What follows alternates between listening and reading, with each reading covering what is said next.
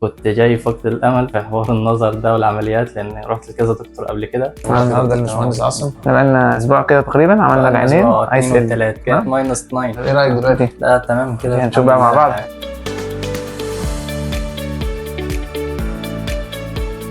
رايت يمين، فوق، تحت، يمين، ليفت، شمال، اب، يا رايت، يمين، شمال، تحت، فوق، شمال. ممتاز. النهارده في عيادة الدكتور أحمد ربيع عرفت عن طريق طالب زميلي كنت جاي فقد الأمل في حوار النظر ده والعمليات، لأن رحت لكذا دكتور قبل كده قالوا لي إن أنت ماينس 9، خوفوني من الموضوع شوية. الدكتور أحمد طمني يعني، قال لي الموضوع يبقى تمام وسهل ومش هتحس بحاجة في العملية، بالذات إن دي حاجة كنت قلقان منها أوي، والحمد لله تمام. يعني أنا دلوقتي في حتة تانية خالص، الرؤية بقت أحسن. شكرا خالص للدكتور أحمد، مجهود يحترم.